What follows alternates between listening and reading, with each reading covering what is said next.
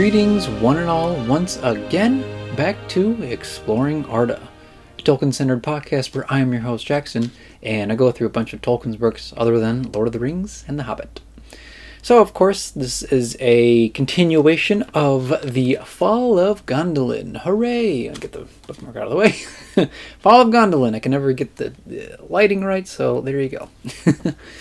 I think this is like part 3 or so, because the parts aren't really considered chapters.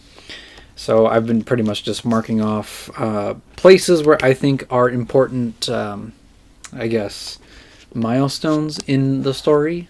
So, like, for instance, last time we stopped where Meglin was captured by a bunch of orcs and taken over to Morgoth. And in order to pretty much save his own life, he pretty much gave away the secrets and the overall, like, way of life, I guess, like their lifestyle of the people of Gondolin, the Gondothlim, you know, basically all the vital things that Morgoth needed to know.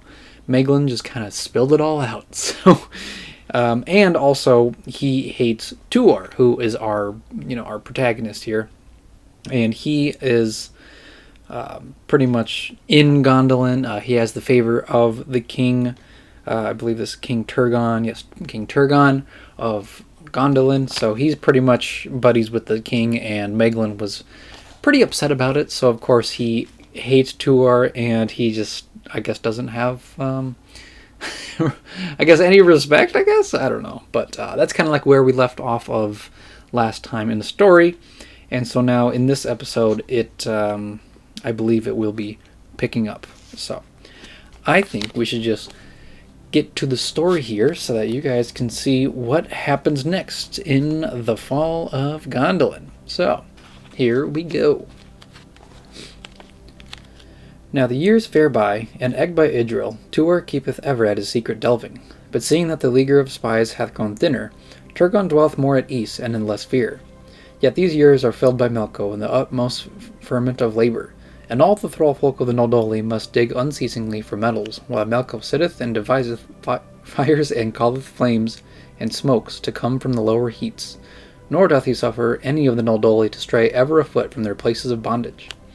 Then on a time Melko assembled all his most cunning smiths and sorcerers, and of iron and flame they wrought a host of monsters, such as have only at that time been seen and shall not again be till the great end. Some were all of iron so cunningly linked that they might flow like slow rivers of metal, or coil themselves around and above all obstacles before them. And these were filled in their innermost depths with the grimmest of the orcs with scimitars and spears.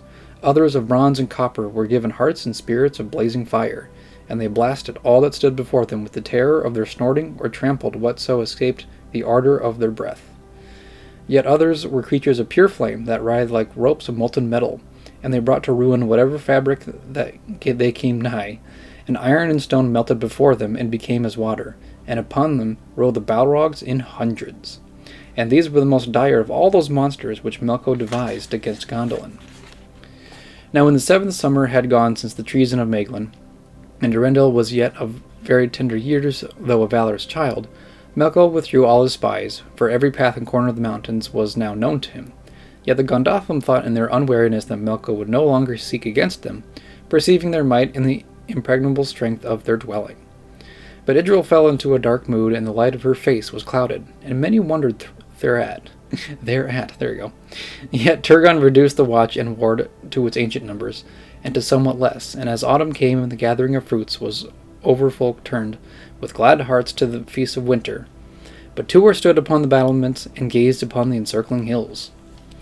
Now behold, Idril stood beside him, and the wind was in her hair, and Tuor thought that she was exceedingly beautiful, and stooped to kiss her. But her face was sad, and she said, "Now come the days when thou must make a choice," said Tuor, and Tuor knew not what she said. Then drawing him within their halls, she said to him how her heart misgave her for fear concerning Earendil their son, and their boding that some great evil was nigh, and that Melko would be at the bottom of it. Then Tuor would comfort her, but might not, and she questioned him concerning the secret delving, and he said how it now led a league into the plain, and at that was her heart somewhat lightened. But still she counselled that the delving be pressed on, and that henceforth should speed away more than secrecy. because now is the time very near. And another rede she gave him, and this he took also, that certain of the bravest and most true among the lords and warriors of the Gondothlim be chosen with care, and told of that secret way and its issue. These she counselled him to make into a stout guard, and to give him his emblem to wear, that they might become his folk, and to do this under pretext of the right and dignity of a great lord, kinsman to the king. Moreover, said she, I will get my father's favour to do that. In secret, too, she whispered to folk that if the city came to its last stand, or Turgon be slain, that they rally around Tuor and her son. And to this they laughed a yea, saying, however, that Gondolin would stand as long as Tanaquetzal or the mountains of Valinor. Yet to Turgon she spoke not openly, nor suffered Tuor to do so, as he desired, despite their love and reverence for him. A great and a noble and a glorious king he was, seeing that he trusted in Meglin, and held with blind obstinacy his belief in the impregnable might of the city, and that Melko sought no more against it, perceiving no hope therein. Now in this he was ever strengthened by the cunning sayings of Meglin. Behold, the guile of that gnome was very great, for he wrought much in the dark, so that folk said, He doth well to bear the sign of a sable mole, and by reason of the folly of certain of the quarrymen, and yet more by reason of the loose words of certain among his kin, to whom word was somewhat unwarily spoken by Tuor, he gathered a knowledge of the secret work, and laid against a plan of his own. And I'm going to do a quick break here. Hopefully I don't do too many of these, because this section is actually pretty long, because it is going to be pretty much the heat of the battle pretty soon. So pretty much here in the story is that through Meglin's deception and, devastation, basically, Morgoth withdraws all of his spies, and basically because he knows all the secret ways, which there's only one, but of course now he knows the secret way. And so now because he does, he can basically attack accordingly, because he's just trying to, plan ahead, I guess. My words aren't very well spoken when I'm actually speaking, but basically Morgoth is trying to devise a plan so that he can encircle Gondolin, the hidden city, and basically just destroy it in one big swoop. And of course, the people of Gondolin, including King Turgon, are pretty much just like, no, Gondolin's going to stand. We're not going to believe your words that, King Turgon's going to be slain, or if Gondolin is going to be overrun by, orcs and Morgoth's forces and all that stuff. They don't believe it because it's stood for so long. But of course, with Idril, she, I guess, has this sense of impending doom, I guess, so. Which is basically right. And of course, Meglin is being all secret and not the best guy, for reasons. So I think we should just go right back into the story. So let's go. So winter deepened, and it was very cold for those regions, so that frost fared about the plain of Tumladin, and ice lay on its pools. Yet the fountains played ever on Amangwareth, and the two trees blossomed, and folk made merry till the day of terror that was hidden in the heart of Melko. In these ways that bitter winter passed, and the snows lay deeper than ever before on the encircling hills. Yet in its time a spring of wondrous glory melted the skirts of those white mantles, and the valley drank the waters and burst into flowers. So came and passed with revelry of children the festival of Nost na Lothian, or the birth of flowers, and the hearts of the Gondothlim were uplifted for the good promise of the year. And now at length is that great feast Tarnin Asta, or the gates of summer, near at hand. For know that on a night it was their custom to begin a solemn ceremony at midnight, continuing it even till the dawn of Tarnin Asta broke, and no voice was uttered in the city from midnight till the break of day, but the dawn they hailed with ancient songs. For years uncounted had the coming of summer thus been greeted with music of choirs, standing upon their gleaming eastern wall. And now comes even the night of vigil, and the city is filled with silver lamps, while in the groves upon the new-leaved trees lights of jeweled colors swing, and low musics go along the ways, but no voice sings until the dawn. The sun has sunk beyond the hills, and folk array them for the festival very gladly and eagerly, glancing in expectation to the east. Lo, even when she had gone and all was dark, a new light suddenly began, and a glow there was, but it was beyond the northward heights, and men marveled, and there was a thronging of the walls and battlements. Then wonder grew to doubt, as the light waxed and became yet redder, and doubt to dread as men saw the snow upon the mountains dyed as it were with blood. And thus it was that the fire serpents of Melko came upon Gondolin. Then came over the plain riders who bore breathless tidings from those who kept vigil on the peaks, and they told of the fiery hosts in the shapes like dragons, and said, "Melko is upon us." Great was the fear and anguish within that beauteous city, and the streets and byways were filled with the weeping of women and the wailing of children, and the squares with the mustering of soldiers and the ring of arms. There were the gleaming banners of all the great houses and kindreds of the Gondothlim. Mighty was the array of the house of the king, and their colors were white and gold and red, and their emblems the moon and the sun and the scarlet hart. Now in the midmost of these stood Tuor above all heads, and his mail of silver gleamed, and above him was a press of the stoutest of the folk. Lo, all these wore wings as it were of swans or gulls upon their helms, and the emblem of the white wing was upon their shields. But the folk of Meglin were drawn up in the same place, and sable was their harness, and they bore no sign or emblem, but their round caps of steel were covered with moleskin, and they fought with axes two-headed like mattocks. There Meglin, prince of Gondobar, gathered many warriors of dark countenance and lowering gaze about him, and a ruddy glow shone upon their faces, and gleamed about the polished surfaces of their accoutrement. Behold, all the hills to the north were ablaze, and it was if rivers of fire ran down the slopes that led to the plain of Tumladin, and folk might already feel the heat thereof. And many other kindreds there were, and the folk of the Swallow and the Heavenly Arch, and from these folk came the greatest number and the best of the bowmen, and they were arrayed upon the broad places of the walls.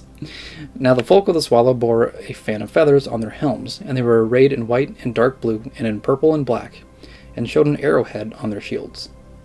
Their lord was Idril, swiftest of all men to run and leap, and surest of archers at a mark. But they of the Heavenly Arch, being a folk of uncounted wealth, were arrayed in a glory of colors, and their arms were set with jewels that flamed in the light, now over the sky. Every shield of that battalion was of the blue of the heavens, and its boss a jewel built of 7 gems, rubies and amethysts and sapphires, emeralds, chrysoprase, topaz and amber, but an opal of great size was set in their helms. Egelmoth was their chieftain, and wore a blue mantle upon which the stars were broidered in a crystal. And his sword was bent. Now none else of the Noldoli bore curved swords, yet he trusted rather to the bow, and shot therewith further than any among their host. There too were the folk of the Pillar and of the Tower of Snow, and both these kindreds were marshalled by Penlod, tallest of gnomes. There were those of the Tree, and they were a great house, and their raiment was green. They fought with iron-studded clubs or with slings, and their lord Galdor was held the most valiant of all the Gondothlim, save Turgon alone. There stood the house of the Golden Flower, who bore a rayed sun upon their shield, and their chief Glorfindel bore a mantle so broidered in threads of gold that it was diapered with Calendine as a field in spring, and his arms were damascened with cunning gold. Apologies for the unknown words that I'm stumbling upon.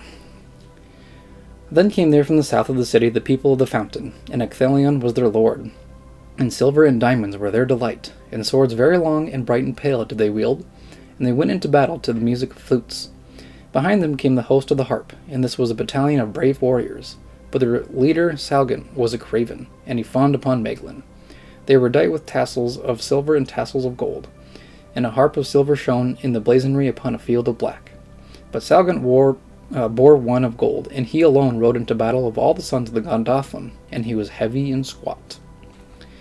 Now the last of the battalions was furnished by the folk with a hammer of wrath, and of these came many of the best smiths and craftsmen, and all that kindred reverenced Aule, the smith, more than all other Ainur.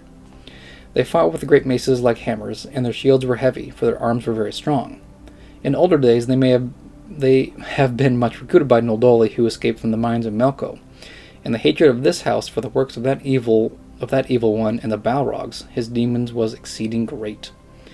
Now their leader was Rog, strongest of the gnomes, scarce second in valor to that Galdor of the Tree.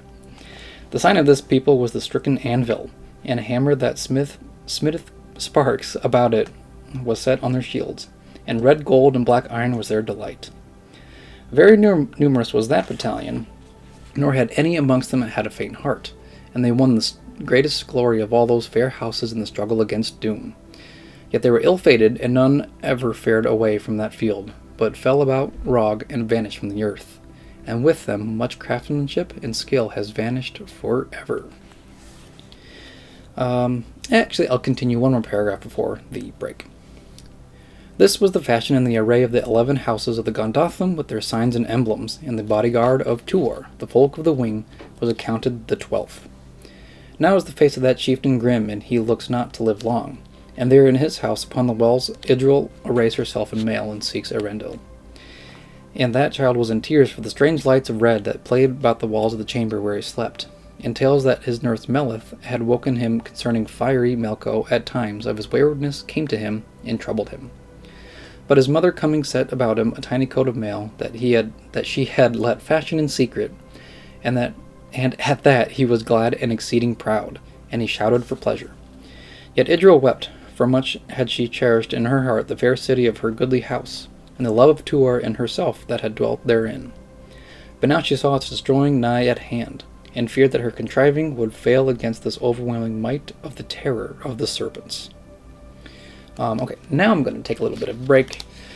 So yeah, we get pretty much introduced to the defenses of Gondolin itself, all the houses of the Gondothlim, with the 11 houses, and of course with Tuor being the 12th, since he is not originally from Gondolin, but of course he's done a great help for the people of Gondolin. So of course his small group is considered the 12th, which is always great. So basically they just kind of went into each of the houses of what they wore and who their leader is. So I mean, all I can say is it's a lot. They all dressed in really cool colors. They all have different weapons and swords and bows and things like that. Everybody has their own fancy, I guess, of what they choose to wear and use in battle, which is also really cool too. That it's that the Gondothlim are separated into all these houses, which makes sense to me. So, but yeah, they are prepping for the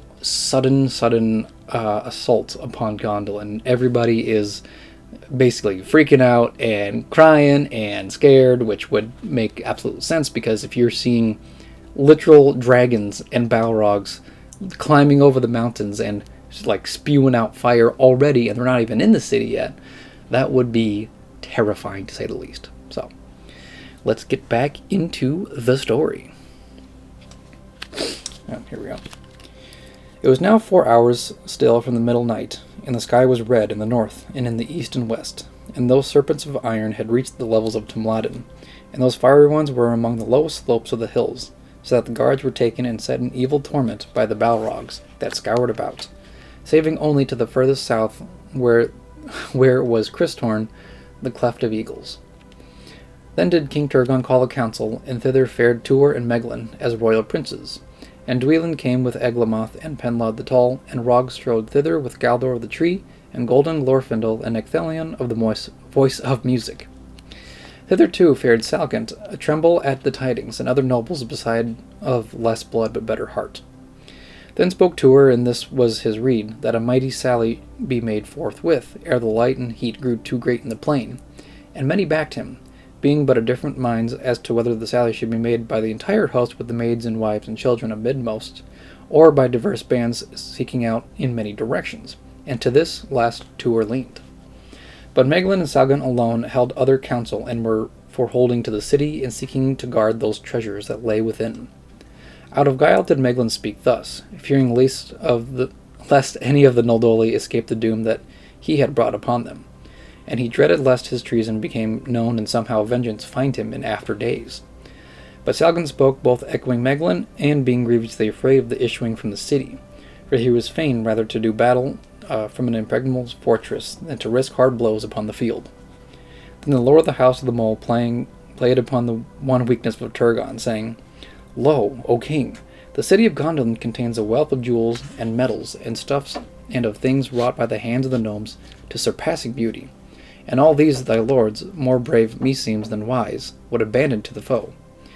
Even should victory be thine upon the plain, thy city will be sacked, and the Balrogs get hence with a measureless booty.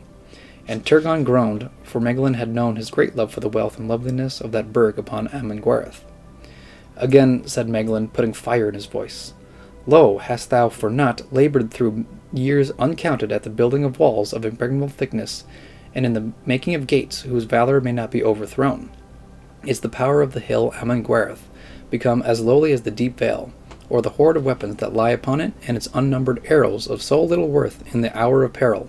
Thou wouldst cast all aside and go naked into the open against enemies of steel and fire, whose trampling shakes the earth and the encircling mountains ring with the clamor of their footsteps? And Salgon quailed to think of it, and spoke noisily, saying, Meglin speaks well, O king, hear thou him. Then the king took the counsel of those twain, though all the lords said otherwise. Nay, rather the more for that. Therefore at his bidding does all that folk abide now the assault upon their walls. But Tuor wept and left the king's hall, and gathering the men of the wing, went through the streets seeking his home. And by that hour was the light great and lurid, and there was stifling heat, and a black smoke and stench arose about the pathways to the city. And now came the monsters across the valley, and the white towers of Gondolin reddened before them. And the stoutest were in dread, seeing those dragons of fire, and those serpents of bronze and iron that fare already about the hill of the city. And they shot unavailing arrows at them. Then there was a cry of hope, for behold, the snakes of fire may not climb the hill for its steepness and for its glassiness, and by reason of the quenching waters that fall upon its sides. Yet they lie about its feet, and a vast steam arises where the streams of Amangwareth and the flames of the serpent drive together. Then grew there such a heat that women became faint and men sweated to weariness beneath their mail, and all the springs of the city, save only the fountain of the king, grew hot and smoked. And I'll do a quick break here again, pretty much to say that there are different, obviously with Meglin and, I forget his name, Salgent, there you go, Salgent. So they're pretty much in league with one another, so of course they're trying to get pretty much defending the treasure, trying to sway Turgon to basically just, hey, we can't go out and fight because, they themselves don't want to go out and fight against dragons, Balrogs, which, okay, sure, I get that, but also, I guess if you're trying to be a part of a noble house, I guess so to say, that's probably not the right thing to say, but obviously nobody agrees with them, but it's for, some reason, basically, Meglin was telling the king, hey, all of these precious treasures that were made so long ago, you don't want to just, have them plundered by the dragons and the Balrogs. And I guess that kind of won him over. And so now, Tuor pretty much goes back to his group and sees that the city is still being under siege, pretty much, with the dragons that are spouting out fire, but they can't quite get up the steepness of the cliffs, because I think these are the dragons that don't have wings, I think. I might be mistaken, but you can always let me know in the comments if I am. So, let's get back into the tense story. But now Gothmog, lord of Balrogs, captain of the host of Melko, took counsel and gathered all his things of iron that could coil themselves around, and above all obstacles before them. These he bade pile themselves before the northern gate, and behold, the great spires reached even to the threshold and thrust at the towers and bastions about it, and by reason of the exceeding heaviness of their bodies those gates fell, and great was the noise thereof. Yet the most of the walls around them still stood firm. Then the engines and the catapults of the king poured darts and boulders and molten metals on those ruthless beasts, and their hollow bellies clanged beneath the buffeting. Yet it availed not, for they might not be broken, and the fires rolled off them. Then were the topmost opened about their middles, and an innumerable host of the Orcs, the goblins of hatred, poured therefrom into the breach, and who shall tell of their scimitars, or the flash of their broad-bladed spears with which they stabbed? Then did Rog shout in a mighty voice, and all the people of the Hammer of Wrath and the kindred of the Tree with Galdor the Valiant leapt at the foe. There the blows of their great hammers and the dint of their clubs ran to the encircling mountains, and the Orcs fell like leaves, and those of the Swallow and the Arch poured arrows into the dark rains of autumn upon them, and both Orcs and Gondothlim fell thereunder for the smoke and the confusion. Great was that battle, yet for all their valor the Gondothlim, by reason of the might of ever-increasing numbers, were borne slowly backwards, till the goblins held part of the northernmost city. At this time is Tuor at the head of the folk of the wing, struggling in the turmoil of the streets, and now he wins through to his house and finds that Meglin is before him. Trusting in the battle now begun about the northern gate and in the uproar of the city, Meglin had looked to this hour for the consummation of his designs. Learning much of the secret delving of Tuor, yet only at the last moment had he got this knowledge, and he could not discover all, he said naught to the king or any other, for it was his thought that of a surety that tunnel would go to the end toward the way of escape, this being the most nigh to the city, and he had a mind to use this to his good, and to the ill of the Gondolin. Messengers by great stealth he dispatched to Melko to set a guard about the outer issue of that way, when the assault was made. But he himself thought now to take Earendil, and cast him into the fire beneath the walls, and seizing Idril, he would constrain her to guide him to the secrets of the passage, that he might win out of this terror of fire and slaughter, and drag her withal along with him to the lands of Melko. Now Meglin was afeard that even the secret token which Melko had given him would fail in the direful sack, and was minded to help that Ainu to the fulfillment of his promises of safety.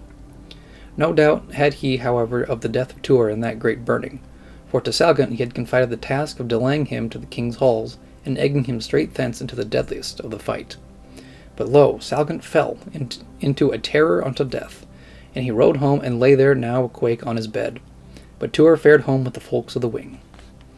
Now Tuor did this, though his valor leapt to the noise of war, that he might take farewell of Idril and Earendil, and speed them with the bodyguard down the secret way ere he returned himself to the battle throng to die if must be. But he found a press of the mole folk about his door, and these were the grimmest and least good-hearted of folk that Meglin might get into that city. Yet were they free Noldoli and under no spell of Melko's like their master, wherefore though for the lordship of Meglin they aided not Idril, no more would they touch of his purpose despite all his curses. Now then Meglin had Idril by the hair and sought to drag her to the battlements out of cruelty of heart, that she might see the fall of Earendil to the flames. But he was cumbered by that child, and she fought, alone as she was, like a tigress for all her beauty and slenderness. There he now struggles and delays amid oaths while that folk of the wing draws nigh, and lo, Tuor gives a shout so great that the Orcs hear it from afar, and waver at the sound of it. Like a crash of tempest, the guard of the wing were amid the men of the mole, and were stricken asunder. And when Meglin saw this, he would stab Earendil with the short knife he had, but that child bit his left hand, that his teeth sank in, and he staggered and stabbed weakly, and the mail of the small coat turned the blade aside. And thereupon Tuor was upon him, and his wrath was terrible to see. He seized Meglin by that hand that held the knife, and broke the arm with the wrench, and then taking him by the middle, leapt with him upon the walls, and flung him far out. Great was the fall of his body, and it smote Amangwar 3 times ere it pitched in the midmost of the flames, and the name of Meglin had gone out in shame from among Eldar and Noldoli. I'll do another quick break here, because that is intense. I actually forgot that Meglin was literally about to he was planning to kill Earendil, basically their child. So he was literally just about to throw their child into the flames of a burning Gondolin, and also with orcs and dragons and Balrogs, and to pretty much take Idril captive into the lands of Melko. So his whole character is just turning evil more and more and more, basically. So that is terrifying too. But of course, with Tuor being very, very skilled, and with his men close by, close to him, very loyal to him, they eventually find Meglin's own group, and with their skills and their especially with Tuor's anger, he manages to literally slays Meglin, and then throws his body basically how Meglin was trying to plan to throw Earendil from. So I think it was I think that was deserved for Meglin to be thrown the way that he was going to throw Earendil off. So Meglin is no more. So everybody cheers in his big celebration. Woohoo! So back to the fiery story.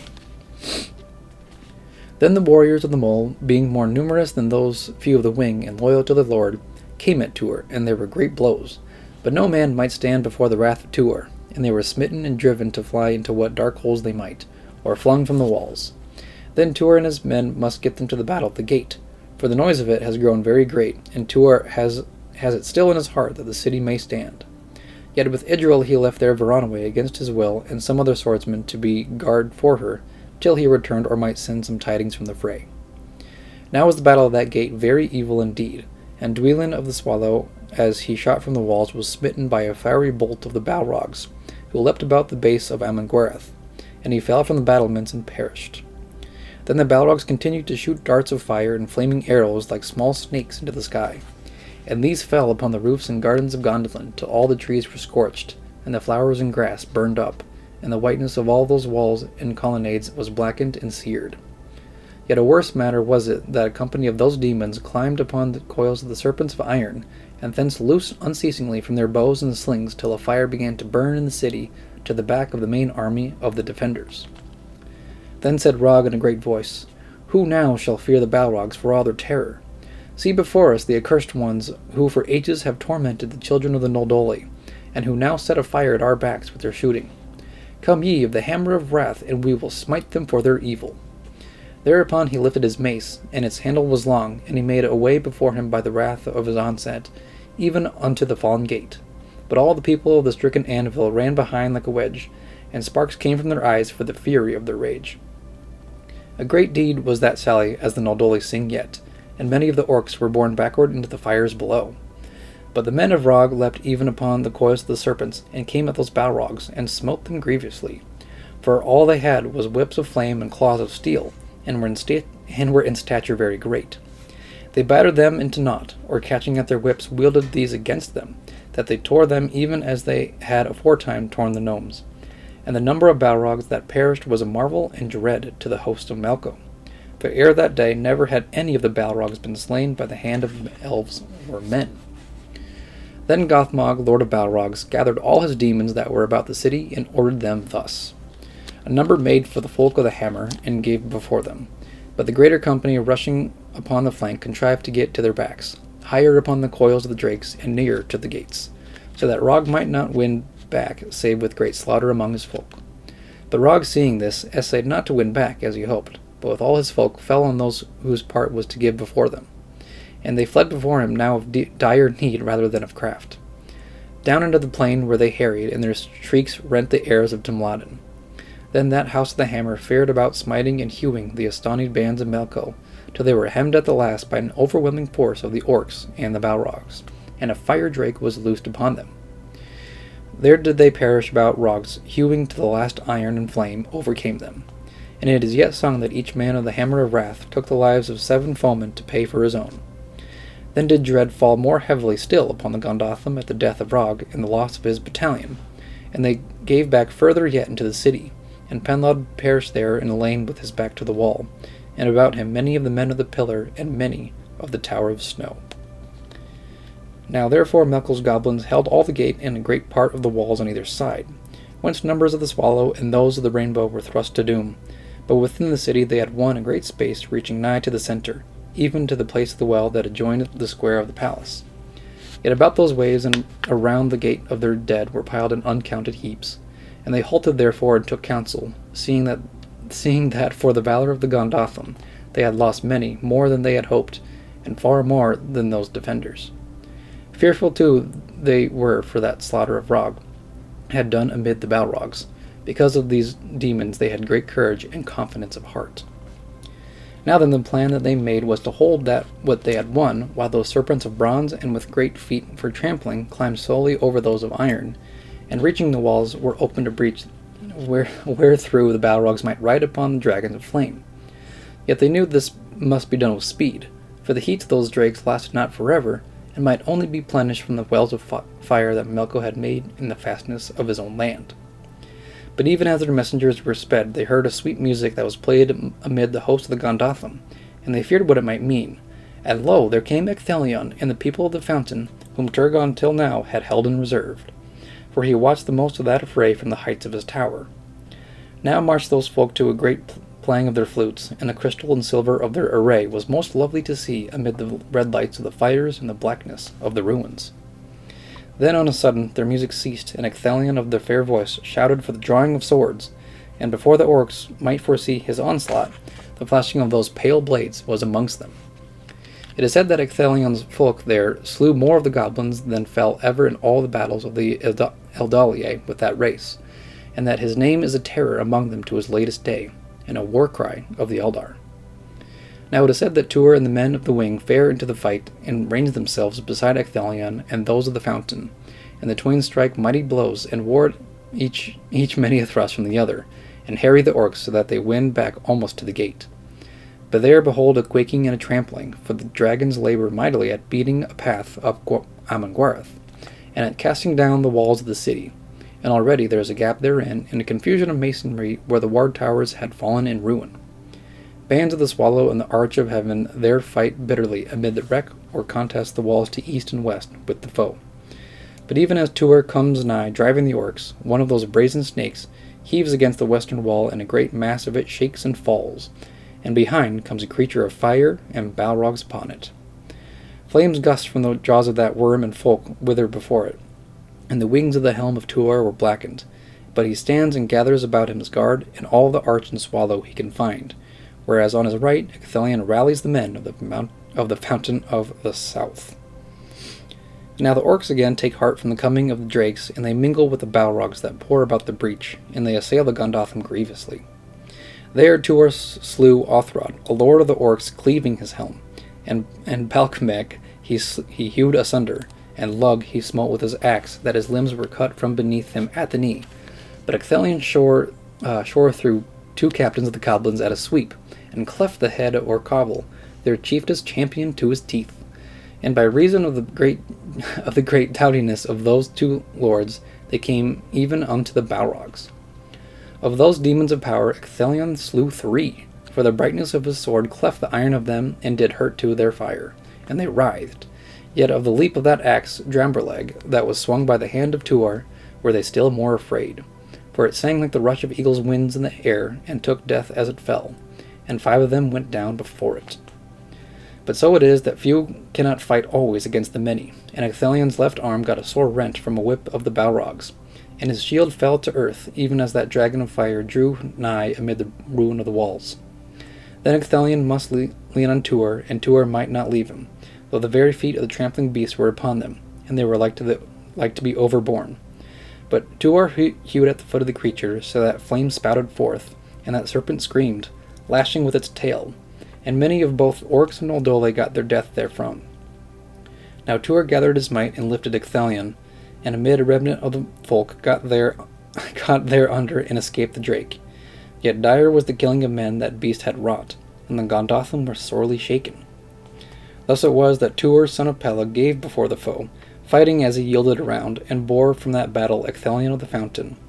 But the drakes and the foemen held half the city and all the north of it. Thence marauding bands fared from the street, and did much ransacking, or slew in the dark men and women and children, and many, if occasion let, they bound and let back, and flung in the iron chambers amid the dragons of iron, that they might drag them afterward to the thralls of Melko. And, okay, now I'm going to take a break. I wanted to kind of get some of the exciting stuff kind of like in one big chunk here. So basically, all of the orcs, dragons, Balrogs are now in the city of Gondolin, and they are storming every street and place that they can find, and of course with Tuor trying to do as much damage as he can with Ecthelion, they managed to literally slay a handful of Balrogs, which is absolutely insane when you really think about it, because most of us think of, like the Balrog from Lord of the Rings, and who knows, maybe the Balrog that were assailing Gondolin were of the same creatures, but of course the elves of, Silmarillion age were probably a lot stronger than the ones in Lord of the Rings. At least that's kind of that's my opinion, that elves were a lot stronger because they had more of that, I guess, like the sort of essence of Valinor still kind of in them, so I suppose that would make sense, but crazy how Tuor and Ecthelion literally slay a bunch of Balrogs, but even after doing that, the fire from like the dragons and the serpents and the Balrogs causing all these terrible damage and the orcs flooding through the streets, it still doesn't matter for them, and they get pushed back. And so it's still a terrible siege against Gondolin. It's also really cool to see that they were defending against Balrogs that were literally like shooting out literally like arrows of fire, which makes sense coming from a Balrog, but it just visually would look so very cool. Just like these big like demonic beasts just hurling all these flaming arrows, but then like the elves and men come back down and defend the city and manage to slay some of those. So I'm like, that would be a great I guess just like scene to see, I guess, but also good for imagination. But now I think I'm going to read the rest of this part here, so that's the end of the part for the episode. So here we go. Now Tuor reached the square of the folk well by a way entering from the north, and there found Galdor denying the western entry by the Arch of Inway to a horde of the goblins. But about him was now a few of those men of the tree. There did Galdor become the salvation of Tuor, for he fell behind his men, stumbling beneath Ecthelion over a body that lay in the dark, and the orcs had taken them both, but for the sudden rush of that champion and the dint of his club. There were the scatterlings of the guard of the wing and of the houses of the tree and the fountain, and of the swallow and the arch, welded to a good battalion. And by the counsel of Tuor they gave way out of that place of the well, seeing that the square of the king that lay next was the most defensible. Now that place had aforetime contained many beautiful trees, both oak and poplar, around a great well of vast depth and great purity of water. Yet at that hour it was full of the riot and ugliness of those hideous people of Melko, and those waters were polluted with their carcasses. Thus comes the last stout gathering of those defenders in the square of the palace of Turgon. Among them were many wounded and fainting, and Tuor is weary for the labors of the night and the weight of Ecthelion, who is in a deadly swoon, even as he led that battalion in by the road of the arches from the northwest, and they had much ado to prevent any foe getting behind their backs. A noise arose from the eastward of the square, and lo, Glorfindel is driven in with the last of the men of the Golden Flower. Now these had sustained a terrible conflict in the great market to the east of the city, where a force of orcs led by Balrogs came on them in unawares, as they marched by a circuitous way to the fight about the gate. This they did to surprise the foe upon his left flank, but were themselves ambuscaded. There fought they bitterly for hours, till a fire drake new come from the breach overwhelmed them, and Glorfindel cut his way out very hardly, and with few men. But with that place, with its stores and its goodly things of fine workmanship, was a waste of flames. The story tells that Turgon had sent the men of the harp to their aid because of the urgency of messengers from Glorfindel, but Salgant concealed this bidding from them, saying that they were to garrison the square of the lesser market to the south where he dwelt, and they fretted therein. Now, however, they brake from Salgant, and were come before the king's hall, and that was very timely, for a triumphant press of foemen was at Glorfindel's heels. On these the men of the harp unbidded fell with great eagerness, and utterly redeemed the cravenhood of their lord, driving the enemy back into the market, and being leaderless fared even over wrathfully, so that many of them were trapped in the flames, or sank beneath the breath of the serpent that revelled there. Tuor now drank at the great fountain and was refreshed, and loosening Ecthelion's helm gave him to drink, splashing his face that his swoon left him. Now those lords Tuor and Glorfindel clear the square, and withdraw all the men they may from the entrances, and bar them with barriers, save as yet on the south. Yet even from that region comes now Eglmoth. He had charge of the engines of the wall, but long since deeming matters to call rather for handstrokes about the streets than shooting upon the battlements, he gathered some of the arch and the swallow about him, and cast away his bow. Then did they fare about the city, dealing good blows wherever they fell with bands of the enemy. Thereby he rescued many bands of captives, and gathered no few wandering and driven men, and so got to King's Square with hard fighting. And men were fain to greet him, for they had feared him dead. Now are all the women and children that had gathered there, or been brought in by Eglmoth, stowed in the king's halls, and the ranks of the houses were made ready for the last. And that host of survivors are some, be it however few, of all the kindreds save the Hammer of Wrath alone. And the king's house is as yet untouched. Nor is this any shame, for their part was ever to bide fresh to the last and defend the king. But now the men of Melko had assembled their forces, and 7 dragons of fire had come with orcs about them, and Balrogs upon them down all the ways from north, east, and west, seeking the square of the king. Then there was the carnage of the barriers, and Eglimoth and Tuor went from place to the defense. But Ecthelion lay by the fountain, and that stand was the most stubborn valiant that is remembered in all the songs or in any tale. Yet at long last a drake burst the barrier to the north, and there had at once been the issue of the Alley of Roses, and a fair place to see or to walk in. But now there is a lane of blackness, and it is filled with noise. Tuor stood then in the way of that beast, but was sundered from Eglimoth, and they pressed him backward even to the center of the square nigh the fountain. There he became weary from the strangling heat, and was beaten down by a great demon, even Gothmog, lord of Balrogs, son of Melko. But lo, Ecthelion, whose face was of the pallor of grey steel, and those shield arm hung libadistide, strode above him as he fell, and that gnome drove at the demon, yet did not give him his death, getting rather a wound to his sword arm that his weapon left his grasp. Then leapt Ecthelion, lord of the fountain, fairest of the Noldoli, full at Gothmog, even as he raised his whip, and his helm that had a spike upon it he drove into that evil breast, and he twined his leg about his foeman's thighs. And the Balrog yelled and fell forward, but those 2 dropped into the basin of the king's fountain, which was very deep. There found that creature his bane, and Ecthelion sank steel-laden into the depths, and so perished the lord of the fountain after a fiery battle in the cool waters. And actually, I'm going to take a little bit of a break, too, just to see how many pages I got left here. So, let me see here. Because there's only a couple pages left for this. And, I think this is a good stopping point for this, well, I was going to say chapter, but for this part here.